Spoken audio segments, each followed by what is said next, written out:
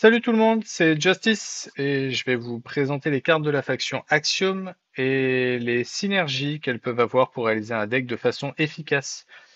J'utilise un tableur Excel car je trouve ça très pratique. Il existe divers outils qui sont disponibles pour le jeu, pour faire du deck build.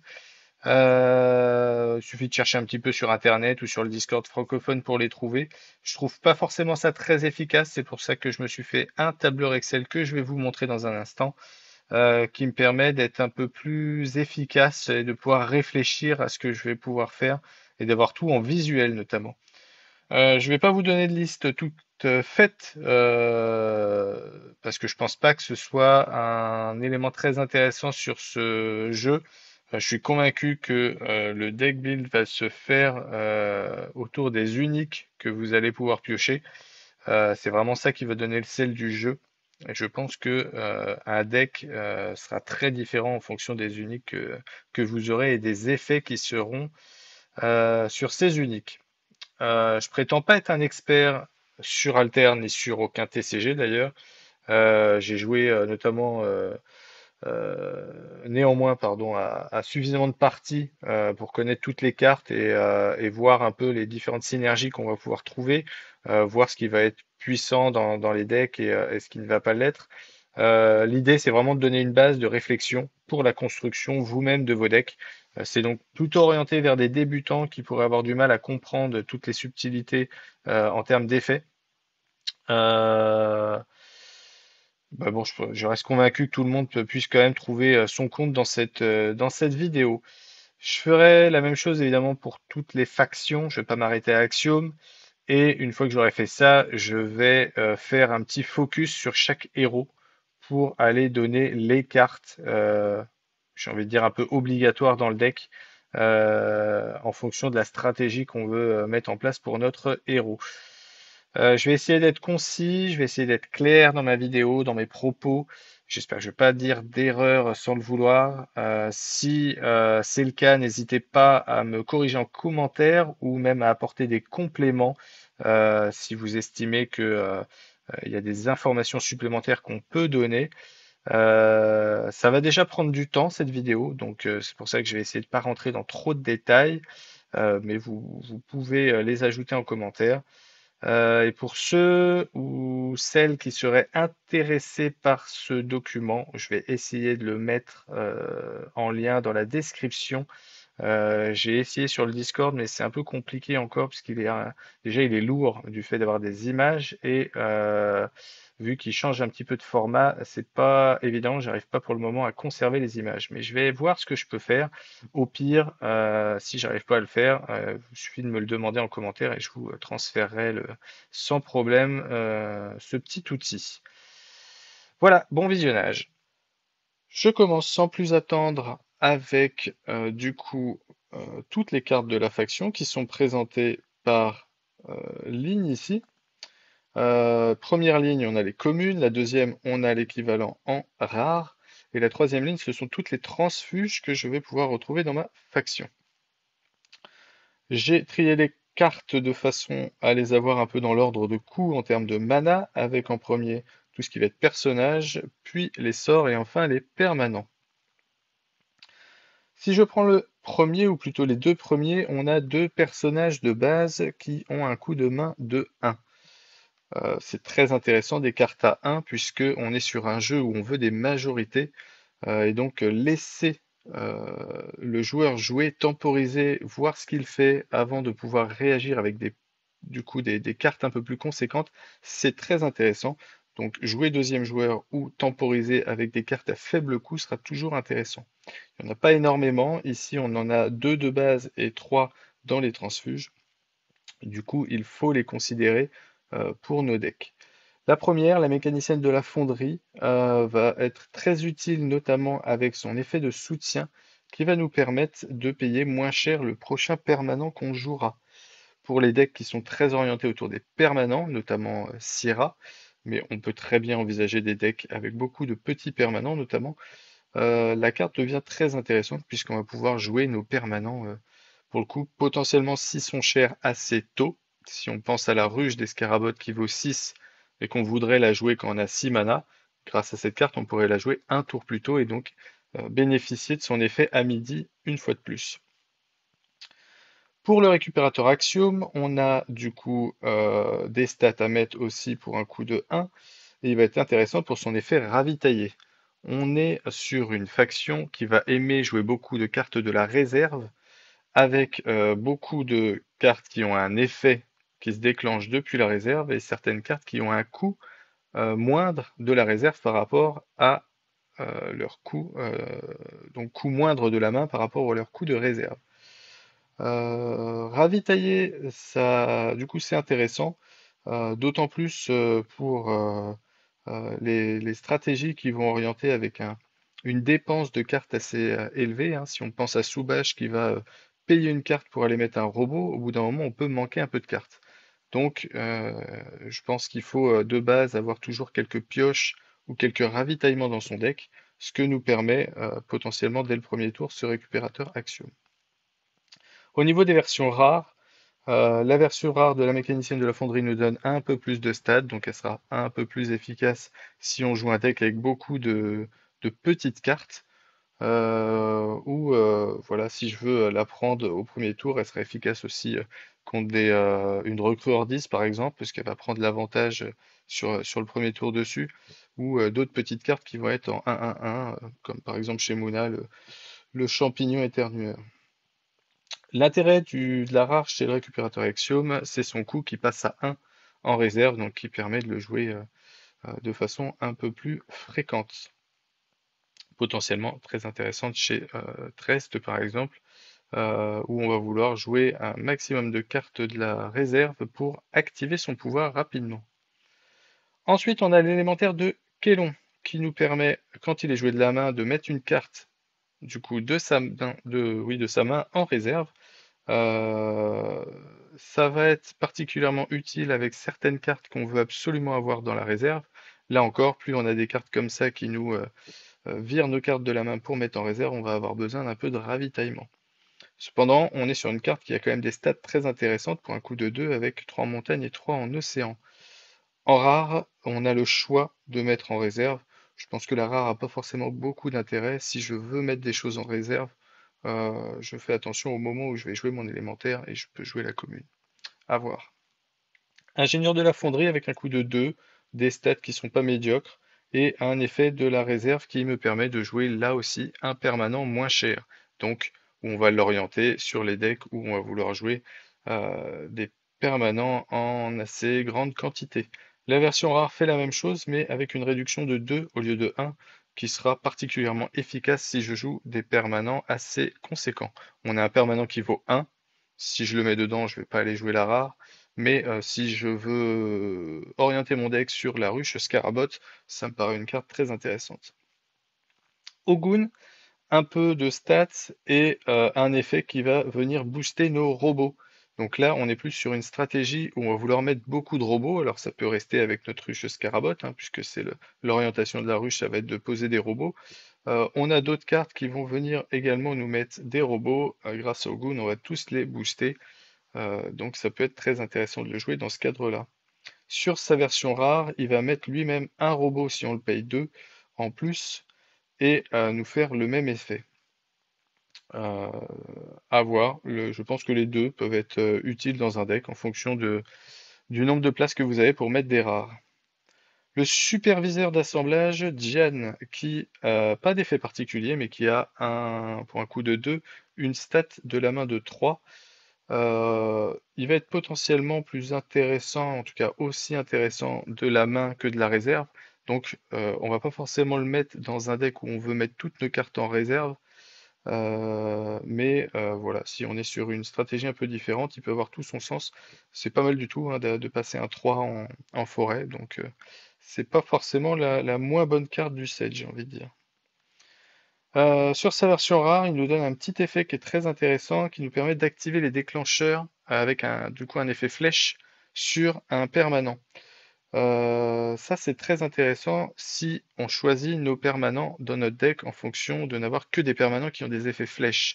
Auquel cas, on ne sera pas surpris. On maximise un petit peu son effet. On a plusieurs cartes, hein, beaucoup de cartes qui s'orientent un peu autour de ça. et on peut avoir une stratégie assez intéressante là-dessus, sachant qu'on a des permanents qu'on peut mettre rapidement dès les premiers tours, pardon, parce qu'ils coûtent peu cher et potentiellement activer leurs effets pour faire de la pioche, du sabotage, tout plein de choses un peu intéressantes. Ensuite, je passe un peu à droite avec le trio Ada Lovelace, Coppelia, Amelia Earhart qu'on aime bien généralement mettre ensemble dans le deck. Tac, j'ai été un peu loin. Ada Lovelace, c'est une des cartes qui va pouvoir nous mettre une carte de la main en réserve quand elle est jouée depuis la réserve. La différence qu'on va avoir, c'est que sur la commune, il faut que ce soit un permanent qu'on mette de la réserve pour piocher une carte. Ça n'empêche pas d'aller mettre n'importe quoi en réserve, mais on ne piochera pas la carte. Pour la version rare, quelle que soit la carte qu'on va mettre, on va pouvoir piocher une carte. L'utilisation de l'une ou l'autre va être un peu différente, hein. Encore une fois, si je suis sur un deck où je veux jouer beaucoup de permanents, je vais peut-être me contenter de la commune. Si je veux la jouer avec des cartes potentiellement Coppelia et Amelia Earhart, je vais peut-être plutôt la mettre dans sa version rare. Coppelia, c'est une carte qu'on veut mettre de cette façon en réserve, puisque quand elle est mise de la main à la réserve, elle va aller directement, elle va passer par la réserve, donc elle peut déclencher l'effet de Trest, mais elle va aller du coup sur l'expédition et gagner endormie. Elle sera donc là pour le prochain tour de jeu. Amelia Earhart, son intérêt c'est qu'elle est très peu chère depuis la réserve alors qu'elle vaut trop cher depuis la main. Donc c'est une carte qu'on ne veut pas jouer depuis la main. Les effets, la différence pour Coppelia, ça va être ses stats un peu plus fortes sur les biomes par rapport à la rare. Je suis pas convaincu de l'intérêt. Je pense qu'on a mieux à faire sur des rares. Pour Amelia Earhart, on est sur, pour le coup, une carte qu'on va pouvoir jouer de la main. Donc on n'est pas exactement sur la même stratégie. On peut la jouer en dehors de cette Ada Lovelace euh, rare. Elle va pouvoir du coup gagner un boost et un peu plus intéressante. La fée clochette, première carte qui nous permet de saboter. On peut rarement saboter depuis la réserve. D'ailleurs, je me demande si c'est pas la seule carte personnage qui permet de le faire. Généralement, on peut saboter depuis la main. Ici, le fait de l'envoyer directement en réserve et de pouvoir utiliser son effet saboter peut être assez intéressant avec des effets de trest, par exemple, en début de tour ou de sous-bâche. On a des stats qui sont les mêmes que l'élémentaire de Kélon, avec un coût un poil plus élevé. Pour le sabotage, ça reste très rentable. Sur sa version rare, elle va coûter moins cher de la main. Du coup, encore une fois, on est sur une carte qui nous permet de jouer un peu plus souvent de la main et de ne pas donner toutes les informations à son adversaire en ne jouant que des cartes de la réserve. Et potentiellement d'être un peu limité, puisque si vous mettez un peu trop de cartes en réserve avec un peu trop de ravitaillement, vous risquez de vous défausser de vos cartes à la fin de la journée. L'armurière de la fonderie est une carte qui va nous permettre, en plus d'avoir un petit peu de stats, de créer des jetons robots. Donc c'est une carte qui va être très bonne en synergie avec Ogun. Et sur sa version rare, elle pourra le faire de la main ou de la réserve, alors que en version commune, elle pourra le faire que de la réserve. Je pense que la rare est bien plus intéressante que la commune, euh, mais encore une fois, si on a suffisamment de cartes pour ravitailler ou pour envoyer euh, directement à la réserve, la commune peut suffire. Les trois petits cochons ont des bonnes stats de base, hein. On est sur un coup de 3 avec des stats de 3-3-3, ce qui est quand même très intéressant. En plus de l'effet qui nous permet, si on a deux repères, de gagner un boost ou deux boosts sur sa version rare. Là, on est encore sur une carte où on veut jouer beaucoup de repères. On a beaucoup de repères hein, dans Axiom et on en a pas mal qui ne coûtent pas très cher. Donc ça peut être une carte très intéressante à jouer. Là encore, à voir en fonction de la place que vous avez dans les rares. Le brouilleur Axiom, la deuxième carte qui nous permet de saboter de la main cette fois-ci. Elle coûte cher, je trouve ça très cher, moi 4, mais ça nous permet de mettre un 4 en montagne. Donc je pense que c'est un peu situationnel si on est sur une expédition en montagne ou si on veut bloquer l'adversaire sur la montagne, ça peut être intéressant. La carte en rare qui utilise un coût de 3 en mana, qui est un peu mieux. Je suis pas sûr que j'irai mettre débloquer un slot de rare pour mettre le brouilleur. Euh, Après, ça peut être en fonction des match-ups que vous avez. Vous avez certaines cartes qui peuvent ne cibler que des personnages qui sont de 3 ou moins. On a le Druid Muna qu'on voit en dessous dans les transfuges qui permet d'ancrer un personnage de 3 ou moins. Bon, ça peut être intéressant, mais je pense qu'il y a quand même mieux à ancrer si on voulait faire quelque chose comme ça. Le Docteur Frankenstein, une des cartes révélées assez tardivement, qui était peut-être dans les, je me souviens plus si elle était dans les starter decks, bon bref, qui a bon des stats qui sont pas mauvaises, hein, mais bon un coût de 4. Donc encore une carte qu'on évite de jouer de la main. On veut jouer de la réserve, puisqu'avec son effet de réserve, il permet de déclencher les effets flèches d'un permanent. Encore une fois, si on a orienté notre construction pour n'avoir que des effets flèches dans nos permanents, ça devient intéressant de mettre un Docteur Frankenstein. Si je le mets dans sa version rare, il coûte pas très cher puisqu'il coûte que 2. Je pense que ça vaut le coup, potentiellement, si on joue là-dessus, d'aller mettre la version rare. Athéna, une version qui coûte très très cher depuis la main. Et pour le coup, avec sa version commune pour 3, nous permet d'avoir des stats très bonnes. Et si on a deux repères, deux pertes fugaces. Donc, de la même façon que ce qu'on avait avec les trois petits cochons, on veut la jouer dans un deck où on a suffisamment de repères pour pouvoir la jouer sans qu'elle soit défaussée à la fin des tours. Elle perd fugace, du coup, elle retourne en réserve. Ça peut être une solution pour éviter d'avoir besoin de mettre trop de ravitaillement ou trop de pioches dans le deck, puisque la perte en carte advantage ne va pas être si conséquente. Mais c'est une carte qu'on ne voudra pas jouer de la main, donc il faut qu'on ait une stratégie où on mette pas mal de choses en réserve directement. Sur la version rare, on est sur, pour le coup, la carte qu'on peut vouloir jouer de la main, puisqu'elle a un effet main qui va lui rajouter 2 boosts, ce qui va nous faire quand même des stats qui sont plutôt très fortes. Ganesh, attends, je suis désolé pour le décalage, il vaut mieux que je me déplace avec le curseur plutôt qu'avec le pad. Ganesh a des stats qui sont fortes, mais la carte coûte très cher pour un 7. On va pas la mettre tout de suite, mais on est dans l'idée de déclencher les effets flèches de nos permanents. Et cette fois-ci, on n'en déclenche pas qu'un, puisque c'est les effets de tous les permanents qu'on déclenche.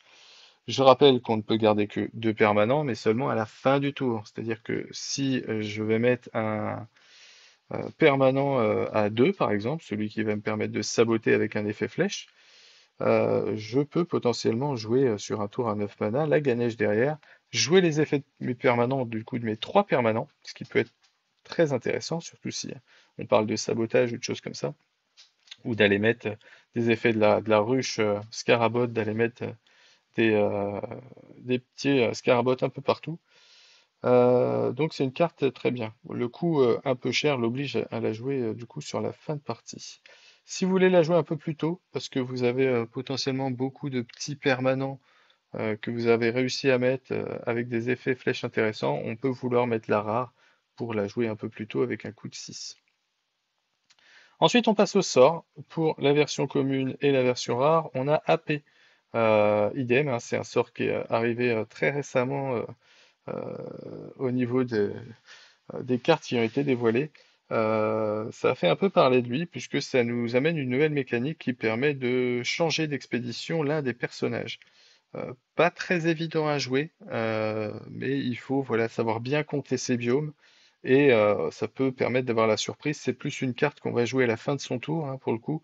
On va voir en fonction de combien on a et combien l'adversaire a de cartes sur ses expéditions, sur sa zone d'expédition, et on va du coup venir en changer un, l'un des miens, l'un de ceux de mon adversaire. Je vais faire en fonction pour essayer de lui voler tout simplement une des expéditions.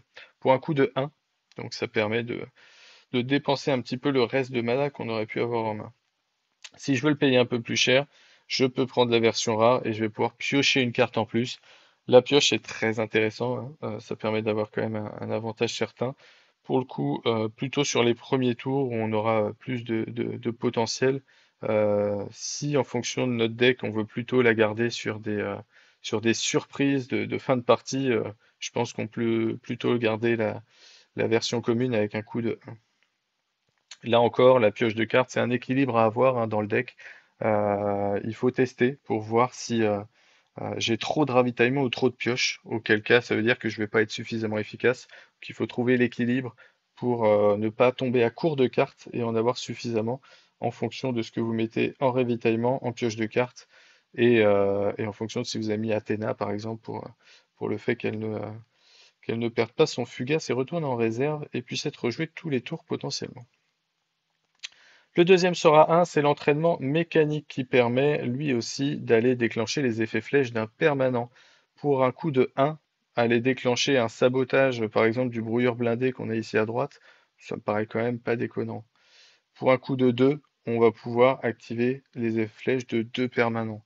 Donc là encore, on est sur des sorts. Alors, plus le deuxième, on va vouloir potentiellement un deck avec un nombre assez conséquent de permanents, on a suffisamment de permanents pour pouvoir utiliser facilement l'entraînement mécanique. Euh, donc pareil, si vous avez des permanents où vous leur mettez tous des effets flèches, je pense que l'entraînement mécanique est très intéressant. La décharge de Kélon, carte contrôle, si on veut sortir un petit peu du gameplay de base, mais je pense que c'est nécessaire absolument pour tous les decks, pour pouvoir contrer ce que prévoit notre adversaire, les grosses cartes qu'il va avoir, potentiellement les uniques un peu pétées qui peut nous sortir, ou tout simplement certaines cartes qui vont venir nous gêner, ou que ce soit des personnages ou des permanents. La décharge de Kélon, elle va venir nous défausser un permanent ou nous renvoyer en réserve un personnage du coup, qui nous gênerait sur une des expéditions adverses. Pour un coup de 3, bon, c'est très bien. Il faut bien savoir l'utiliser pour venir reprendre l'avantage au bon moment. La version rare coûte un peu cher, 4. Elle va être utilisée surtout si on a un deck un peu plus orienté jetons scarabot. Puisque si on a au moins 2 repères, ça nous permet de remettre un scarabot. Du coup, bon, si on a une, voire 2 ruches et qu'on vient mettre un scarabot, ça devient tout de suite intéressant. Si on le joue avec les cartes qu'on a vues un peu plus tôt, avec Ogun et compagnie, ça peut être intéressant d'avoir cette version rare. Mais il faut nécessairement avoir quand même les 2 repères pour la déclencher. Boom, un sort très intéressant qui est très versatile puisque on n'a pas cette condition qu'on a pour la décharge de Kélon qui est de ne pouvoir cibler permanent ou personnage que d'un coup de main de 4 ou moins. Avec Boom, on cible ce qu'on veut. La condition, c'est de sacrifier en contrepartie un de nos personnages. Ça coûte 3 plus un personnage qu'on va sacrifier. Si on a beaucoup de jetons, ça peut être potentiellement intéressant d'en sacrifier un s'il n'est pas trop boosté. Si je joue beaucoup de cartes à faible coût, ça peut être intéressant de virer une carte également. Si en face je vire ce que je veux et que je vire quelque chose de très gênant, bah, ça peut être très intéressant, hein.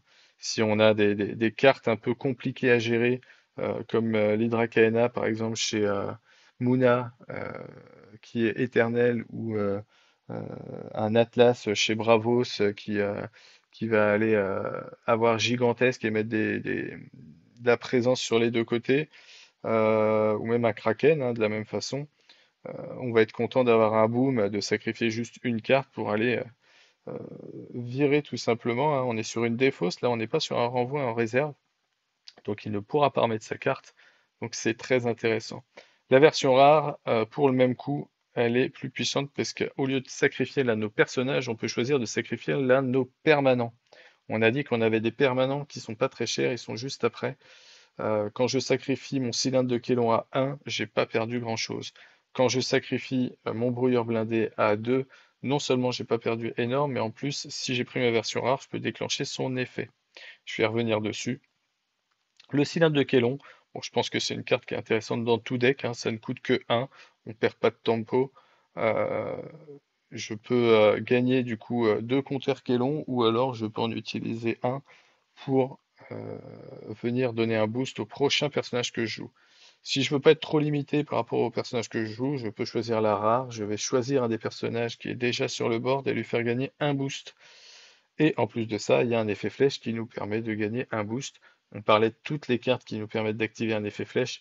Voilà, si j'ai un permanent que j'ai mis facilement à n'importe quel tour qui m'a quasiment rien coûté, je vais pouvoir, en activant un effet flèche, venir mettre un boost à quelqu'un. Le brouilleur blindé, il permet de saboter quand il arrive en jeu et après la carte ne sert plus à rien. Soit j'ai trop de permanents à mettre et du coup bah, je vais tout simplement le virer quand je devrais choisir parmi les deux permanents que je garde. Et si je le joue comme ça, potentiellement je vais vouloir mettre la rare puisque quand je vais faire sortir mon brouilleur blindé de sa zone de repère, il va pouvoir saboter une fois de plus. Vous voyez le combo avec Boom, hein. Si je sacrifie un permanent et que c'est le brouilleur blindé, je peux activer l'effet de mon Boom et en plus j'ai un sabotage gratuit en virant mon brouilleur blindé. Faut pas oublier que je peux mettre plus que deux permanents, deux repères dans ma zone de repère. Du coup, je peux très bien en avoir deux, mettre mon brouilleur blindé, saboter une fois et derrière sortir un Boom et du coup saboter une deuxième fois avec mon brouilleur blindé qui sort de la réserve. Pour une valeur de 3, je vais avoir 3 permanentes disponibles. Up d'escarbot, si je veux jouer avec une orientation très jeton, je vais pouvoir, du coup, quand il arrive, avoir 3 compteurs que je vais dépenser à chaque tour pour aller mettre un robot 2-2-2 Scarabot sur le terrain.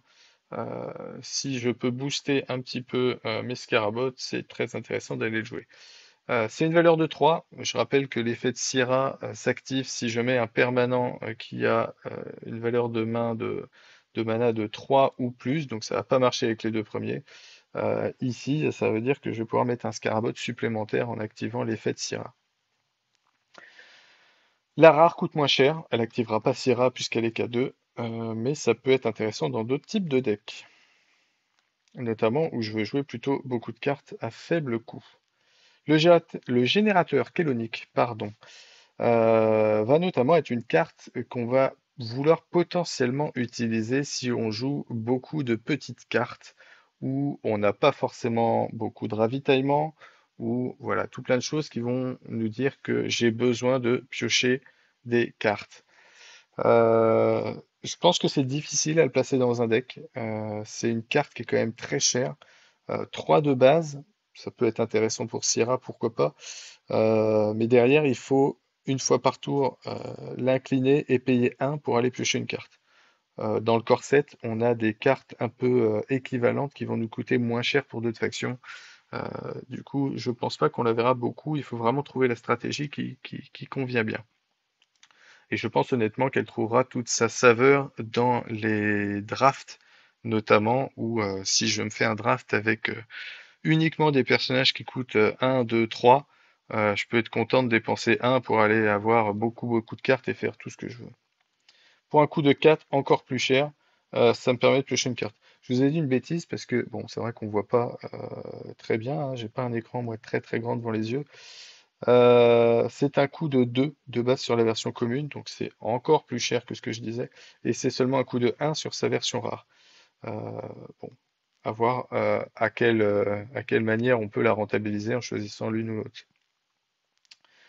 La fonderie, le bastion Axiome, le bastion de notre petite faction, nous permet, quand il est incliné, donc une fois par tour, d'activer les déclencheurs réserves du prochain personnage qu'on va jouer. On a vu qu'on a beaucoup d'effets qui se déclenchent depuis la réserve. Du coup, si on a des cartes qu'on veut jouer. Donc on a vu pas mal de cartes également qu'on veut pouvoir potentiellement, si on construit notre deck comme ça, depuis la main.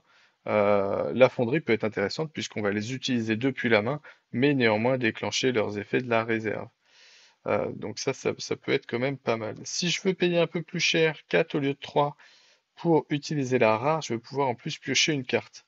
Piocher une carte, on l'a dit, c'est bien si j'ai pas trop de ravitaillement, si j'ai pas trop de solutions là-dessus, je peux équilibrer un petit peu mon nombre de pioches avec ça, sachant que on est sur un effet flèche. Et je le rappelle, l'effet flèche, on a beaucoup de cartes qui permettent de les activer.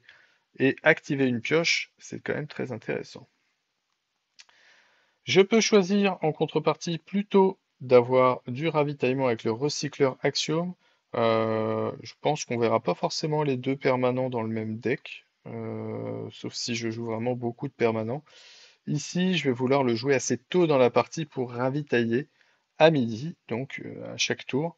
Si je veux la version rare avec son effet flèche que je vais pouvoir utiliser avec nombre de mes cartes et notamment aussi pour utiliser l'effet dès que je vais jouer mon permanent, je peux choisir la version rare. Dans tous les cas, voilà, ravitailler une fois par tour, c'est très bien, mais il faut que j'arrive à la jouer assez tôt. Euh, je pense pas pouvoir la jouer au premier tour, non, c'est, ça me paraît difficile, même si je le mets avec Soubache, il me reste que deux à jouer. Euh, si, potentiellement, je peux, parce que si j'ai envoyé, comment elle s'appelle? Il y a un move qui peut être intéressant là-dessus. Une des premières, tac, tac, tac, c'était, excusez-moi, ça prend un peu de temps, mais ça vaut le coup. Avec l'ingénieur de la fonderie, si je... Ah oui, non, c'est le prochain permanent, c'est pas un effet de soutien, donc ça marchera pas. Non, ben, je dois pas pouvoir, je vais pas avoir d'effet de soutien qui me permet de payer un permanent de 2 mois. Donc a priori, je pourrais pas le jouer le premier tour. En revanche, au deuxième tour, normalement, il n'y a pas trop de soucis, hein. Je peux utiliser un permanent ou un effet comme c'est la carte qu'on vient de voir pour jouer assez vite sans ne jouer que ça potentiellement. Et oups, je suis parti. Hop. Et donc, je bénéficie de mon ravitaillement au plus tôt possible. Et dernière carte, du coup, la ruche des Scarabottes, une carte qu'on a beaucoup vue, très forte dans les decks de démarrage, et très forte aussi depuis que les dernières ont été dévoilées, hein. Ça reste une carte très puissante du format. Plus sur sa rare que sur sa commune. La commune, on va créer un jeton et à midi, à chaque fois, on va mettre un jeton, hein. C'est des jetons 2-2-2, hein, pas comme chez Ordis avec les 1-1-1. Donc c'est intéressant. Si je joue Syrah, je vais pouvoir le rentabiliser quasiment le tour où je vais le jouer. La 6, ce sera entièrement rentabilisé. L'avantage du Scarabot dans sa version rare, c'est que en plus de mettre son jeton quand il arrive et son jeton à midi tous les jours, il me donne un effet qui me dit que tous les robots, donc les jetons sont des robots, tous les robots qui vont venir rejoindre mes expéditions vont gagner un boost. Donc si je le joue avec Syrah, ça veut dire qu'il met un boost de 2-2, pardon, je mets un jeton de 2-2 qui est boosté, 3-3-3 du coup, et l'effet de Syrah s'active, je remets un jeton qui lui aussi est boosté, ça veut dire que j'ai une présence de 6-6-6 sur le terrain pour un coût de permanent de 6. Donc j'ai rentabilisé mon permanent déjà le tour où je l'ai joué, ce qui est assez rare pour un permanent. Et donc si c'est une carte que je vais jouer avec des cartes comme on a vu qui nous font venir des jetons ou qui nous font mettre des boosts sur les jetons comme Ogun, on est sur quelque chose de très intéressant. Ensuite, on va revenir avec les transfuges. Alors ça met du temps à charger puisque c'est des images, hein. Donc forcément, puis j'ai voulu une qualité qui soit suffisante pour que potentiellement on puisse lire en même temps. Donc forcément, ça peut avoir un peu de mal à glisser. Les trois cartes qu'on va avoir dans notre transfuge de base à 1 sont la méduse lunaire, l'augurismire et la martingale. Je le disais tout à l'heure, les cartes à 1 c'est toujours intéressant. Ça permet de temporiser un peu et sur les decks où je veux potentiellement avoir beaucoup de petites cartes, bah, je vais avoir des choix qui sont assez intéressants. La méduse lunaire, plutôt sur les decks où je vais jouer beaucoup de robots, puisque ça me permet, si je la sacrifie, d'aller donner un boost de 2, enfin 2 boosts à un robot.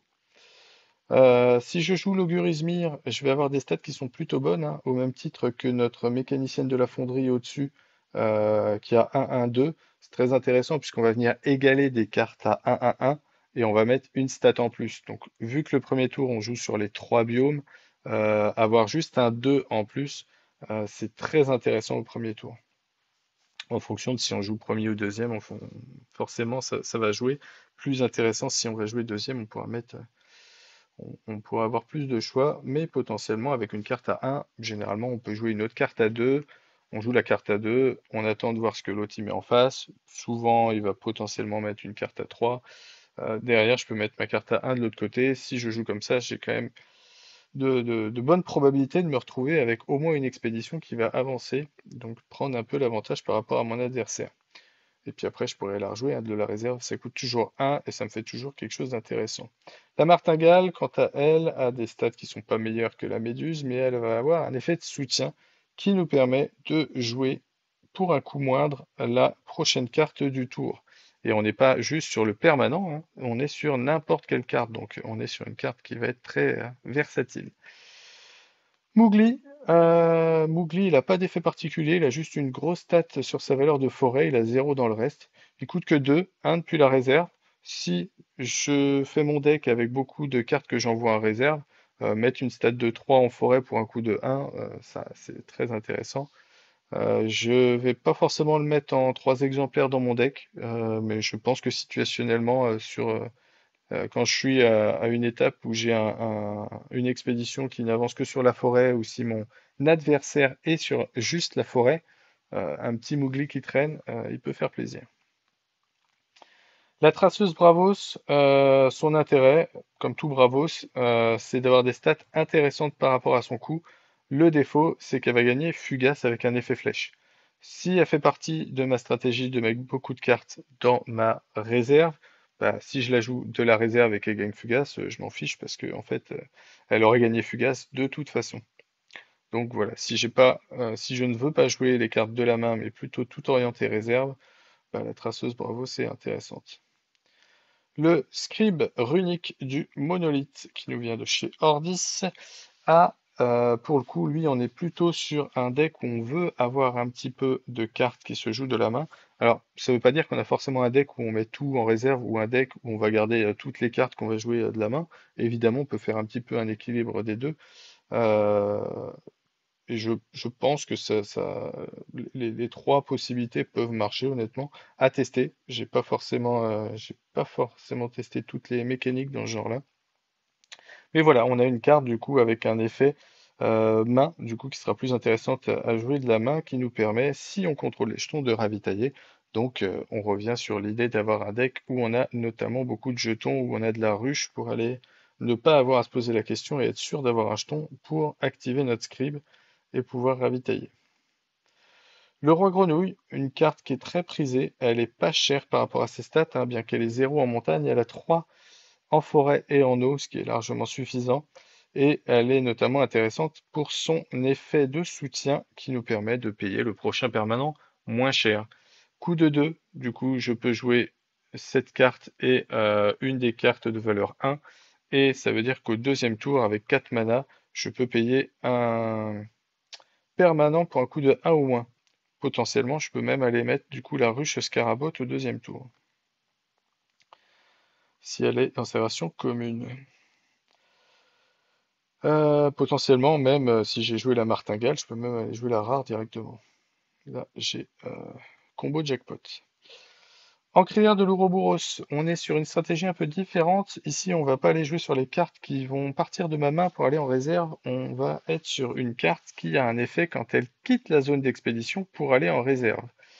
Et l'effet est pas dégueu, puisque elle permet d'aller prendre une des cartes de la réserve et de la remettre en main. Donc si on est un peu bloqué dans son deck parce que on a un peu trop de cartes qui vont dans notre réserve et que on aimerait bien les récupérer en main, bah du coup elle est très intéressante. Soit parce qu'on a des cartes qui sont intéressantes depuis la main et donc qu'on veut pouvoir récupérer, soit parce que, comme je le disais, on a trop de ravitaillement peut-être et on veut pas juste avoir à jeter une carte à la fin de son tour et donc potentiellement récupérer une. Au niveau de l'activation des effets, il faut savoir qu'on active les effets avant de renvoyer les cartes en main. Donc on doit pouvoir, normalement, je crois que ça a été confirmé sur le Discord, pouvoir activer 2 encrières en même temps, si elles sortent du terrain le même tour, et les renvoyer l'une l'autre dans la main. Pouvoir faire une petite boucle comme ça. Si je veux pas perdre mes cartes et juste jouer j'ai envie de dire presque en boucle infinie. Bon, après, ça suffira pas, hein, les stats, il va falloir trouver d'autres solutions aussi, mais ça peut être intéressant. Le marchand Mouna, ça fait partie des cartes qu'on euh, peut vouloir mixer avec notre bastion, la fonderie, puisqu'on préfère la jouer de la main, elle coûte moins cher, 2 à la place de 3 en réserve, et elle a un effet de ravitailler. Donc si j'ai un petit bastion qui m'active mes effets euh, de réserve. Je suis content de pouvoir la jouer depuis la main. Inari, des bonnes stats, 3-3-3 pour un coup de 3. Un effet de soutien qui va venir me déclencher un effet flèche. On revient pas dessus. Ça permet de venir dans la même typologie en complément aux autres cartes qu'on a vues. Ça reste une carte de valeur 3 qui a des stats très intéressantes. Du coup, la prochaine, le Druid Moona, va pouvoir nous l'ancrer avec son effet de soutien si on le souhaite. Ça peut être très intéressant. Le Druid Moona a des bonnes stats. Si on joue beaucoup de cartes comme ça qui sont fortes avec un coup de 3, comme les 3 petits cochons, hein, par exemple, ça peut être très intéressant. Euh, on a les deux cartes d'après qui vont être aussi très intéressantes à ancrer puisqu'elles vont avoir des stats très très fortes. Anansi, pourquoi? Parce qu'elle va gagner un boost pour chaque carte dans la réserve.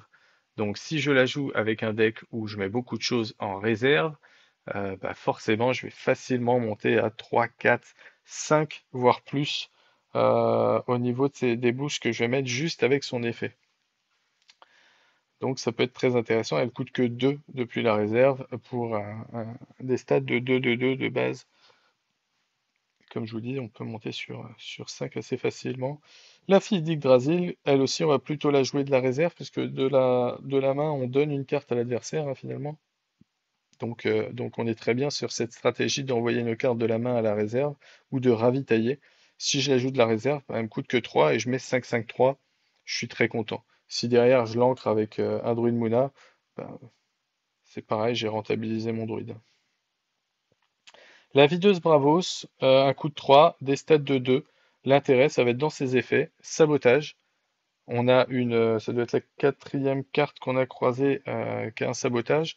On fait partie des deux meilleures factions au niveau du nombre de sabotages, hein, je crois. Avec, ça doit être Bravos qui en a pas mal aussi. Et quand je la joue de la réserve, je vais pouvoir gagner 2 boosts.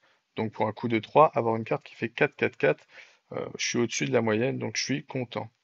Idem, si je la joue avec la fonderie, le bastion Axiome, je suis plutôt content puisque je vais pouvoir activer les deux d'un coup. Donc je sabote et en plus je mets une carte à 4-4-4 alors que je l'ai payé que 3. Avant-garde Bravos, on a une stat en forêt qui prend un peu le lead, hein, par rapport aux autres. Sinon de 2 en montagne, bon c'est pas ridicule. On a un effet qui va nous faire perdre Fugace. Si j'ai des cartes qui sont très intéressantes, si j'ai un deck où j'ai pas beaucoup d'effets de soutien, parce qu'il faut rappeler que les effets de soutien, c'est quand même très intéressant sur des decks comme Axiom où je vais avoir beaucoup de choses en réserve, comme Lyra par exemple, où je vais pouvoir les utiliser pour éviter de finir mon tour avec des cartes que je vais devoir tout bêtement jeter à la poubelle, à la défausse. Euh, si je suis dans un deck où je joue pas trop d'effets de soutien comme ça, où j'ai beaucoup d'effets de réserve, euh, ou même potentiellement pas beaucoup d'effets de réserve, mais suffisamment, euh, je, je, je peux vouloir, euh, je dis un peu des bêtises en plus, parce que là, je la fais tourner, je lui fais perdre Fugace, du coup elle revient dans ma réserve. Donc c'est plutôt l'inverse, excusez-moi, c'est vrai que je suis parti plutôt avec l'esprit d'une autre carte. Ici, on est plus sur un deck où on va pas forcément avoir beaucoup de choses en réserve. On va être sur une stratégie un peu orientée, bah, comme le Athéna, où on va pas vouloir avoir trop de ravitaillement, pas avoir trop de choses en réserve et lui faire perdre Fugace pour pouvoir rejouer. Donc on est plutôt pour le coup sur des cartes qui sont fortes, qui sont intéressantes, qu'on va vouloir réactiver depuis la réserve parce qu'elles ont un effet de réserve très intéressant. En plus de ça, elles vont gagner un boost en plus avec son effet, donc ça peut être très intéressant. La chroniqueuse Lyra a des bonnes stats, hein, on est dans la même idée que le roi grenouille. On a un coût de 3 pour des valeurs de 4,04. Donc c'est plutôt pas mal, hein, pour passer, pour prendre l'avantage sur l'un de ces deux biomes. Et on a un effet de ravitaillement qui devient très très intéressant chez Trest, puisque Trest, on va vouloir enlever, que ce soit utilisé, défaussé par effet de soutien ou quoi que ce soit, des cartes de la réserve pour lui mettre ses compteurs et activer le plus rapidement possible son effet. Ici, la chroniqueuse Lyra, si on fait son effet de soutien, on la du coup vire de notre réserve et on va venir ravitailler une nouvelle carte gratuitement en action rapide. Ça nous fait tout simplement par rapport à une autre carte mettre pour le même prix deux compteurs sur Trest au lieu d'un finalement. Donc c'est très intéressant quand on la pioche dans les premières mains. Baku, on est sur la typologie des cartes contrôle. On est sur un coup de 4 pour virer une carte de la main de l'adversaire. Alors c'est lui qui choisit évidemment, mais si je la joue à un instant un petit peu stratégique, ça peut faire toute la différence. C'est pas une carte à jouer en début de tour en disant bah t'as 3, 4 cartes en main, vas-y, t'en auras une de moins pour choisir. C'est pas forcément très intéressant. Par contre, s'il commence son tour avec 3-4 cartes que vous jouez, que vous avez en face des choses pour temporiser, ou si vous êtes deuxième joueur, et que derrière il lui reste une ou deux cartes et que vous lui dites, bah non, il y en a une que t'enlèves de ta main, mon coco, et bah du coup ça peut lui perturber son jeu et vous pourriez avoir l'avantage très largement sur le tour. De la réserve, ça reste une carte très intéressante puisqu'elle coûte que 2 pour des stats de 2-2-2. Donc on va aimer l'avoir de la même façon.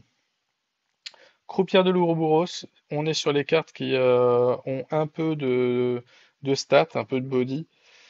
Je suis avec une carte qui coûte 4, 5 en montagne, 5 en océan. C'est assez intéressant. Et en plus de ça, quand je la joue de la main, je vais pouvoir lancer un dé pour aller ravitailler ou piocher une carte. Ça m'intéresse un peu dans tous les decks. J'ai un effet de soutien, encore une fois. Donc intéressant si j'ai beaucoup de ravitaillement, puisque je vais éviter de garder cette carte. Je vais plutôt la virer de ma réserve avant de la virer, parce que je peux pas en garder suffisamment. Et elle va me permettre d'aller jouer une autre carte la prochaine, avec un coût réduit, un coût de 1 ou moins. De la réserve ou de la main, je vérifie. Oui, c'est pas précisé, hein, donc c'est toujours de n'importe où. Effet main, donc ça peut rentrer avec voilà, la stratégie où je veux pas tout envoyer forcément en réserve, on fait un petit peu ce qu'on veut, et j'ai des trucs intéressants. Amalé, on est aussi sur une grosse carte 5-5-5, mais ça coûte 5. Du coup, on pourra pas la jouer sur les premiers tours. Faut réussir à la rentabiliser après, puisqu'on fait pas grand-chose d'autre. Et du coup, avant de venir jouer une carte à 5, bah, il faut que sur une expédition, l'adversaire il ait déjà mis 3 ou 4 hein, pour qu'elle soit vraiment rentable sur chaque biome, en tout cas sur ceux qui nous intéressent. L'intérêt, ça va être son effet flèche évidemment, hein, sinon c'est pas une carte très intéressante, qui permet de défausser une carte de la réserve pour piocher une carte. C'est situationnel également. Ça va être intéressant si j'ai trop de cartes en réserve et plus assez de cartes en main. Euh, Si j'ai une carte en réserve qui a des effets qui se déclenchent depuis la main, ça peut être toutes ces choses-là qui vont me donner envie d'aller chercher des cartes. Donc je pense que je vais pas forcément la rajouter dans un deck par rapport à ce que j'ai. Je vais plutôt faire l'inverse. Si j'ai cette carte que je vais aller utiliser, je vais faire en sorte de mettre dans mon deck des cartes qui seraient intéressantes de venir récupérer et de jouer une stratégie où j'ai beaucoup de choses en réserve, quoi. Parce que je sais que je peux potentiellement les récupérer. Jeanne d'Arc, la belle Jeanne d'Arc de Ordis, qui coûte 5, qui a des stats de 3-3-3. Et dans la même optique que Ordis, on va vouloir mettre des jetons quand elle va quitter l'expédition. Alors là, elle va pas les mettre ses recrues Ordis qui sont cachés derrière elle, hein. Elle va les mettre des jetons Scarabot parce qu'on est chez Axiom et que on fait bosser les machines et plus les hommes. Intéressant dans tout deck, on va mettre des jetons. Encore une fois, hein, si j'ai ma ruche Axiom avec mon petit bonus, bah, je suis content d'aller mettre une Jeanne d'Arc. Ensuite, on passe au sort. Sort transfuge, récolter. Récolter, ça nous fait quoi? Ça nous fait ravitailler pour 1. Bah, c'est pas cher, hein. Ravitailler pour 1.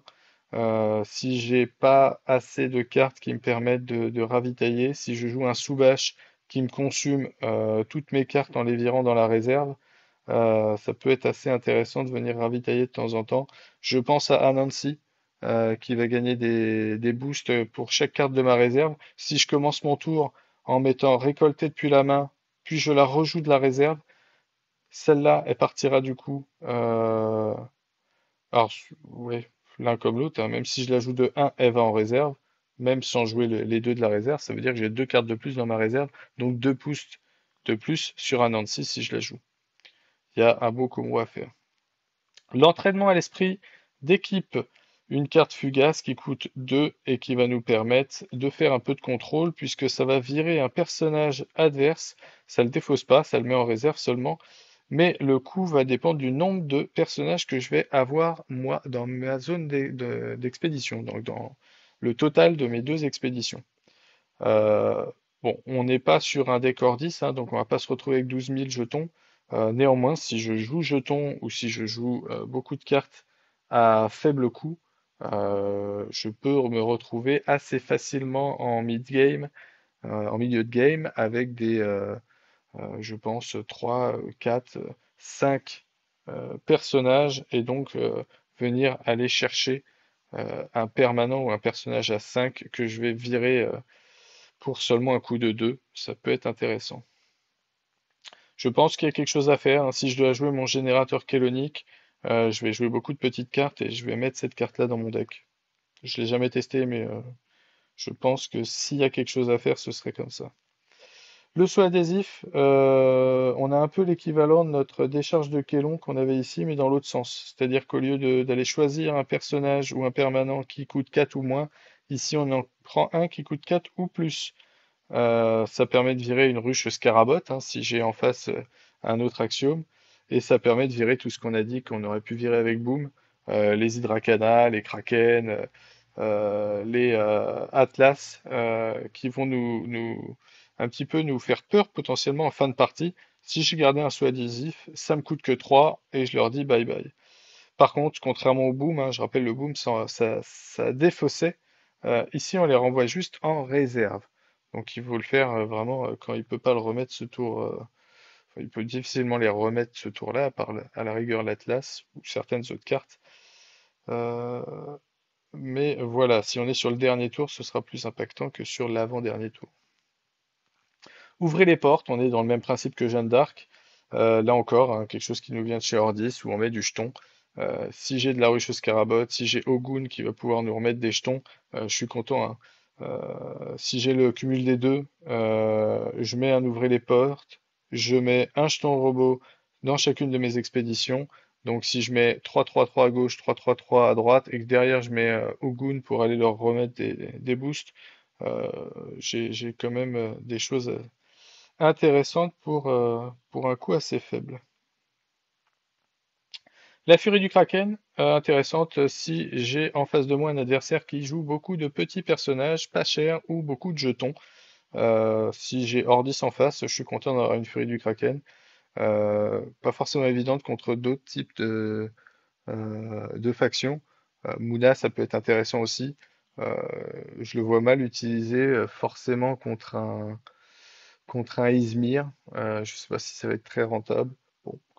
L'intérêt de cette carte, c'est que ça va permettre d'aller virer jusqu'à 4 personnages avec un coût de 6 ou moins. Bon, ça n'empêche pas d'aller virer un personnage qui coûte 6, hein. Si j'en choisis qu'un, elle m'a coûté que 5. Bon, ça reste une carte de contrôle intéressante. Le Havre, on arrive sur les deux permanents qui viennent d'une autre faction et les deux bastions. Celui qui vient de chez Bravos qui coûte seulement 2 pour un ravitaillement quand elle arrive en jeu. Un effet flèche, encore une fois, jackpot si on a toutes les cartes qui nous permettent de réactiver. Bon, ravitailler, forcément, si on joue que là-dessus, bon, on va avoir peut-être beaucoup de ravitaillement, hein, donc ce sera pas forcément rentable à équilibrer. Par contre, ce qui est très intéressant, c'est son deuxième effet. Vos personnages on gagne un effet de réserve qui fait qu'ils vont gagner un boost quand ils vont activer cet effet de réserve. Donc voilà, on a dit le deck était très orienté réserve, hein, donc je vais jouer mes cartes de la réserve et ils vont gagner un boost. Donc c'est très très intéressant dans quel que soit le deck. Peut-être un poil moins dans Sierra puisque le 2 va pas activer son effet, même si de base c'est une très bonne carte, hein. Je pense que actuellement sur le corset, ça doit être la meilleure carte d'Axiom, pas de toute faction confondue, mais de Axiom, on doit être sur la carte la plus intéressante, avec la ruche Scarabot qui doit se retrouver quand même pas trop loin derrière. Petit aparté, hein, enfin petit aparté, c'est pas un aparté, on est toujours dans le truc. La fonderie, pour rappel, elle déclenchait nos effets réserve. Du coup, ben, Quand j'ai les deux effets combinés, ça veut dire que je joue de ma main n'importe quelle carte, elle aura aussi un boost. Bon, ça, c'est quand même intéressant. Après, à ne pas oublier que si je joue beaucoup de permanents, forcément, je vais pas faire grand-chose d'autre ce tour, hein, à part avec la ruche ou à part du coup si j'ai Sierra. Sinon, forcément, je vais essayer de pas mettre tous mes œufs sur les permanents, sinon l'adversaire risque de gagner la partie avant que j'ai pu set-up toutes mes cartes. Et enfin, pour finir, l'Ouroboros, le Bastion Lyra, qui me permet de ravitailler, petit effet flèche. Et si je joue un deck qui est orienté très ravitaillement, bah, ça va être assez intéressant puisque je vais pouvoir révéler les deux cartes au lieu de ravitailler et d'en choisir une qui va aller en réserve et de défausser tout simplement l'autre. Pas évident à jouer. Là encore une fois, je pense que elle marchera chez Sierra avec son coup de 3 qui va activer son effet. Si je joue ravitaillé, sinon je pense que il y a mieux à mettre dans le deck. Voilà, on a fait le tour. J'espère que la vidéo vous a plu. J'espère qu'elle vous a permis de réfléchir à la possibilité, à la stratégie du deck que vous avez envie de mettre en place. Si vous voulez voir la même chose sur les autres factions, suivez un petit peu ce que je vais mettre prochainement en ligne. Si vous avez des commentaires, comme je le disais en début de vidéo, n'hésitez pas. Je suis pas streamer, donc j'essaie de faire au mieux pour vous donner un contenu qui peut être utile aux débutants, hein. Je sais que c'est des choses qui peuvent être utiles. Moi, j'ai construit via cet Excel ce document comme ça parce que je le trouvais pratique pour réfléchir. Je pense qu'on n'est pas sur un jeu où ça va être efficace d'aller chercher une decklist d'un championnat du monde, puisque de toute façon, je suis convaincu que la decklist elle va être orientée en fonction des uniques. Ici, évidemment, j'ai pas donné d'exemple d'unique, mais si je dois construire un deck sur Axiom, les uniques que je vais potentiellement vouloir, ça va être des uniques qui vont me donner des boosts quand je vais jouer des cartes de la réserve, au même titre que mon bastion Axiom de chez Bravos là. Je vais vouloir potentiellement réduire le coût de mes permanents. Je vais vouloir mettre des boosts sur mes jetons. Et en fonction de ça, du coup, je vais peut-être orienter ma stratégie dans l'une des celles que j'ai un petit peu proposées. Donc je pense que c'est vraiment ça le sel du jeu. J'ai pas encore ouvert mes displays, ils attendent, je les ai reçus. J'ai hâte d'ouvrir un peu des uniques et de voir ce que je vais piocher. Et, euh, et voilà, j'espère qu'on aura des belles surprises par la suite. Je vous dis à bientôt et bonne journée. Au revoir.